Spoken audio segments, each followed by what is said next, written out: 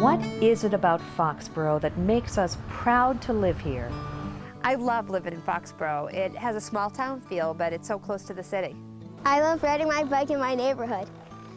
I love the Moms Club in Foxborough. I like the playgrounds. I love living close to my grandchildren. Yay! Over the years, people have come to Foxborough to get away from the hustle and bustle of the city. Known as the Straw Hat Capital, early life centered around the town common, and townspeople reveled in a sense of community, just as they do today. I grew up in Foxborough. My mother was the town clerk in town for about 26 years. My mother-in-law worked at the Borough School for about a decade. My husband and I are both of this area, and when we started looking for a house and a place to settle down, we gravitated towards Foxborough because it's just a wonderful community, and we had a lot of friends and family from the area. When the news broke that morning, we woke up and saw it and said, oh my goodness, we really need to take a stand here. Stephanie Crimmins learned about other concerned residents who had started a Facebook site. Together, they formed a grassroots group of volunteers. I have a finance background, and one of my first jobs out of college was to analyze junk bonds or high-yielding bonds. And so I actually analyzed for a living some casino credits years ago. So I got very familiar with the business of casinos. In 1994, Stephanie was part of a casino fact-finding committee the town of Foxborough brought together to look at the prospect of casino gambling.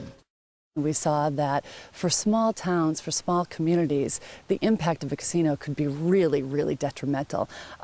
Crime, traffic, drugs, guns, all of these things became very problematic in the towns overnight. And then the other thing is, I mean, these are huge, huge developments, and all of the infrastructure in town becomes burdened significantly. And, you know, as a small town with volunteer selectmen, how does a small town handle such a development? Former chairman of the Foxborough Board of Selectmen, Tony LaChapelle, served on a similar committee that studied gambling in 2004. We said no to gambling at that time. We did a significant amount of research. We appointed a committee that did yeoman's work in researching what had happened in communities in other areas of New England, Foxwoods and Mohegan Sun, and came back with enough information that scared us off. And that was like the third or fourth time since the 90s that the town had voted against gambling. Is a casino right for Foxborough? Could it change the character of a small New England town? Las Vegas casino developer Steve Wynn and businessman Robert Kraft are adamant that their promises of jobs, money, and gifts for the town outweigh the concerns. Some people believe they may be right. To better understand what a casino development might mean for Foxborough, we took our questions to our New England neighbors, the residents and town leaders in the Connecticut communities that surround Mohegan Sun and Foxwoods casinos. The day Foxwoods opened, the town changed immensely. The traffic is, for most of the people around this area, a really big issue. I mean, you saw my road. I live on a little teeny country road. My road is a cut through for the Foxwoods employees to get to their lot. It makes it interesting because it's 24 hours, the patrons go 24 hours, but the employees also do. So there's a lot of employee traffic. And the employees tend to drive more on the country, the side roads because it's faster than getting on the main roads and getting stuck in traffic. Prior to the casino was somewhere around 4,000 to 5,000 cars a day. Now it can be anywhere from 25,000 to 30,000 cars a day, and it's a historic community. Homes are close to 300 years old. They're built close to the road. So the buses and the trucks that go by there 24/7 have a real negative impact. So many cars ran into our stone wall. I got the name, the Wall Lady. Carol Matsumoto owns and operates a successful bed and breakfast in the Preston village of Pockwatonic on Route 2A between Mohegan Sun and Foxwoods. Traffic went from like 3,400 to over 13,000 cars a day, and it doesn't stop at night, and it goes 24 hours a day. Our house next door has probably, the stone wall has probably been hit in excess of 40 times. People coming to the casino go as fast as they possibly can. They throw their garbage out. They don't care. We're in the way. Nick Mullane, first selectman of North Stonington, a small town adjacent to Foxwoods, shares Carol's concerns. The quiet life on the side streets is greatly disrupted. You know, the secondary roads take a heck of an impact. People will drive around, and where the casino will attract a lot of traffic, it'll also divert a lot of the local traffic because they know the ways around. So the people in the side roads within, 10 miles, 15 miles will get a lot more traffic. My name is Paul Gugan, and I live in Foxwoods with my wife Ann. And family's all grown up. I had 4 children. They all went to Foxborough High School. And now I have 11 grandchildren. And I worked for 40 years for a union company. And I'm vehemently opposed to gambling in Foxborough. My wife and I, we laugh when we go up to Route 1. Some days we can't even get on there. That's now when games or big things going on at the Kraft Stadium, and the traffic is heavy anyway without anything going on anywhere up there. And I understand that the concern now is if we have the casino, there'll be an extra 20,000 cars per day in our area, which we don't need. My biggest concern about having a casino within a mile of my school is that it will almost force me to close my business. The Goddard School on Route 1 in Walpole has been an important resource for early childhood education in the area for more than a decade. Each year, some 100 children are graduated from the Goddard. As a resident of Foxborough, a mom of 7 kids herself, and a business owner, Shelley Alexander is hesitant to welcome a casino into the community. As soon as it was announced in the news, I had several parents approach me and saying, they were glad that their child would be graduating before a casino would come here, because no matter how much they liked it here, just the traffic alone and the environment that would be created, that they would not send their child here. My property ends right here, as does my next door neighbor. So we're direct abutters to the casino land, or what is proposed to be the casino land. Mike McCarthy and his family moved to South Walpole 2 years ago, fully aware that the property bordering his land was zoned for economic development. The Kraft Group had originally proposed a life science biotech park in what now serves as a parking lot. Obviously at that time 2 years ago, casinos were not a part of Massachusetts, and we never dreamed that a casino would be there. The zoning changes that they were proposing back in late August suggested buildings of 200 feet, 300 feet. Whatever does go there is constantly going to be in eyesight, in earshot, and it's always going to be in the forefront of our minds that we are next to a casino and that our kids are playing directly next to a casino. When I talk about fears, and that's what these are, one of my biggest fears is the socio-economic impact of the development. If there are a lot of medium to low wage workers, and there are supposedly thousands, that are going to be looking for places to live, places to eat, then what's going to happen in the marketplace is you're going to have potentially more fast food restaurants, you're going to have more motels, you're going to have more duplexes that with lower rent that support people who have part-time jobs or lower wage jobs who need to live and work in these particular developments. So this has happened consistently. You can go to Connecticut, where I lived in that area, and you can draw circles around those casinos, and that's pretty much what has happened in Norwich and Uncasville and Stonington and Ledyard and those areas. So it's there, you can just see it. And that would be a significant fear for this community, that it would change the character of the town forever. I was born in Uncasville, Connecticut, lived there for 22 years, and went to the Uncasville Elementary School and Montville High School, and graduated from there, and I left to join the Marine Corps. It was a very small town. My father was the chief of the fire department, so we were very involved in the town. And we lived not that far from, which would be the center of town.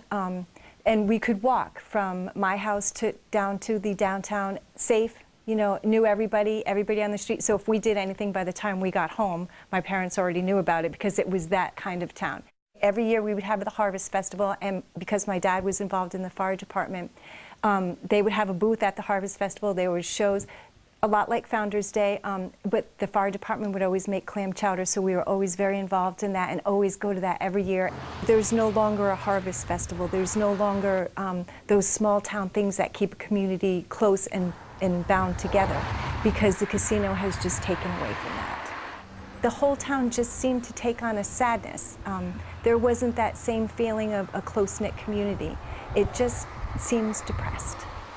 Today, many of Lori's families still live in the Uncasville area. They've grown used to it, but they feel like they've lost that small town feel. They've lost the feeling of a close-knit community. They don't know their neighbors anymore. And times change and things happen, but you know, Foxborough has never lost those things. So it makes you wonder, why has Uncasville and Montville lost those things? Southeastern Connecticut is one of the highest DUI rates in the entire state. My small rural town, on some years, we've gotten 35 to 40 on an annual basis, which is highly unusual. The DUIs are any time during the day and night. It's not a thing that's after happy hour or anything like that. It's just all the time. Most of the people that hit our wall are asleep. You go into the casinos, they go into the casinos, they might play for 24 hours, 36 hours. There's extra oxygen in the casinos. They come out, they get in their car, they fall asleep. In recent years, Foxborough has witnessed a dramatic increase in the number of arrests for operating under the influence. In 2010, the town reported 53 OUIs. That number grew to 82 in 2011. Foxborough currently has a total of 38 liquor licenses. Of those, 13 are held by businesses at Patriot Place and 2 are held by Gillette Stadium. So what happens now, if there's a problem with a liquor license holder, there's underage drinking, they are not abiding by the rules, the town can monitor, manage, and punish the liquor license holder. They can revoke the license, which we have done in the past. If that happens at the casino development, we have absolutely no control over that, and that control will go to the state. A 2009 report commissioned by the state of Connecticut to analyze the economic and social impacts of gambling revealed treatment facilities for gambling addiction in the state increased from 1 clinic in 1996 to 17 clinics by 2008. Embezzlement cases rose from 43 arrests in 1991, the year prior to Foxwoods' opening, to 214 arrests in 2007, a 397% increase.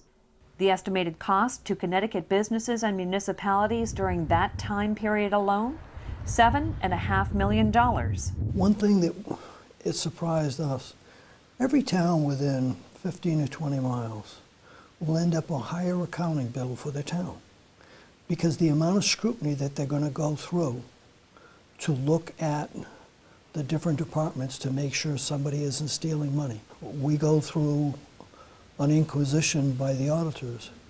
Do you know if anybody has any financial problems? Do you know of any fraud? Do you know of any embezzlement? Has there been any mismanagement of money? Et cetera, and so forth. And they instill in your mind that you're in a risk area where money could be lost. Anywhere that's within a quarter of a mile of the traveled routes has seen probably close to a 20% decline in valuation, and that's after adjusting for the downturn in the economy. The gray home across the street went in foreclosure. They owed $149,000 on it. The bank ended up selling it for $38,000. The home on the other side of us started at $189,000 and sold at auction for $55,000. I don't know of any families here right now. Would you raise a family on a road that gets that kind of traffic? Many people that live in those traveled routes, that their home was their equity or their life savings.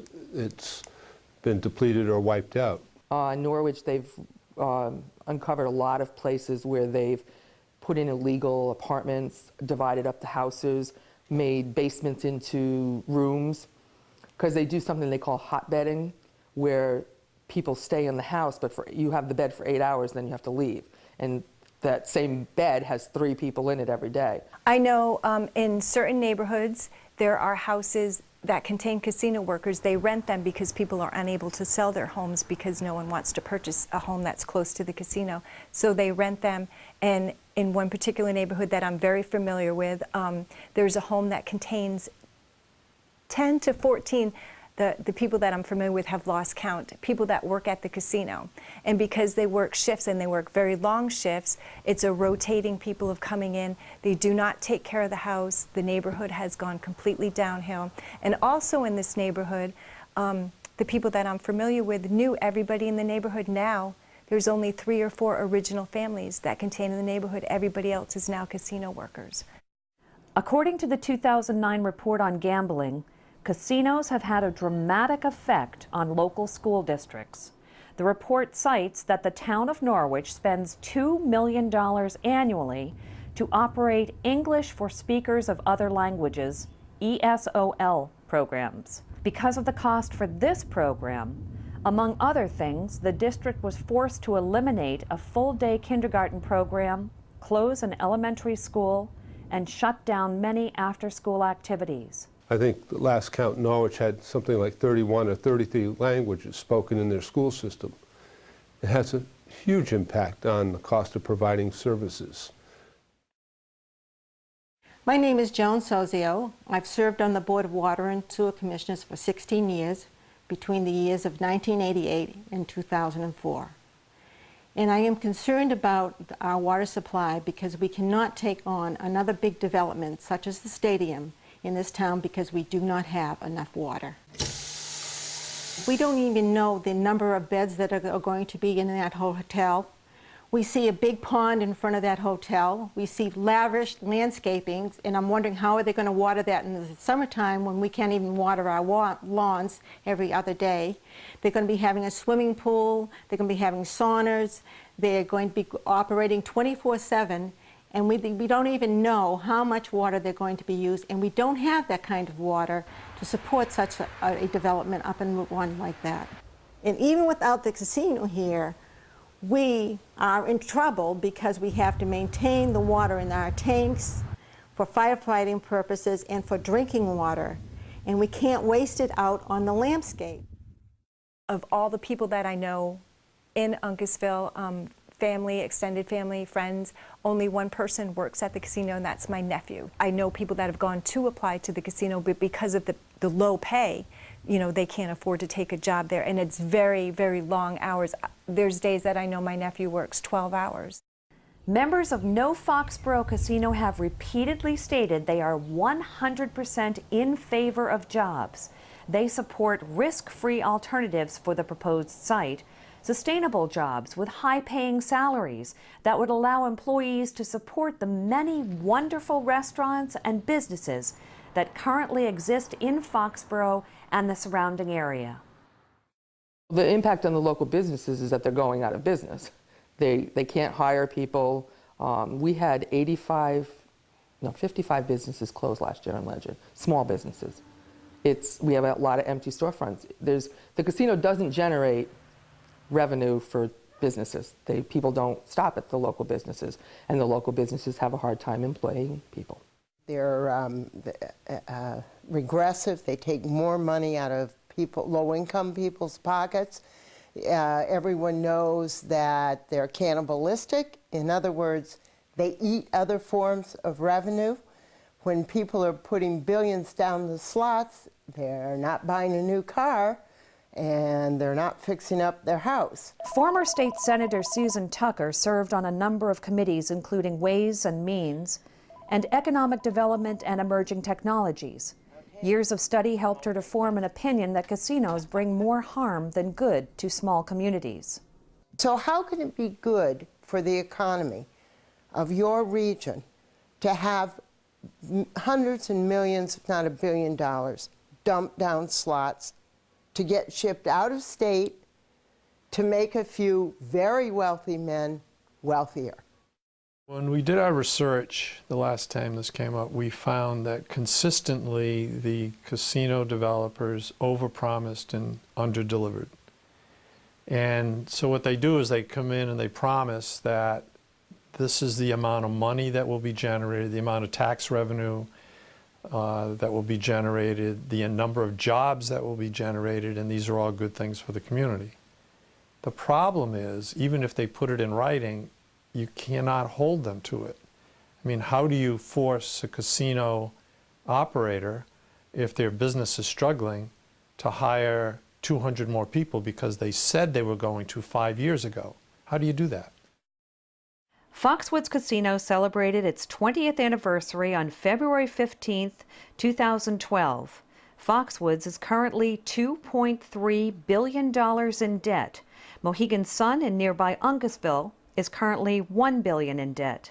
And Wynn Resorts is $3.2 billion in debt, as cited in their annual report for the fiscal year ending December 2011.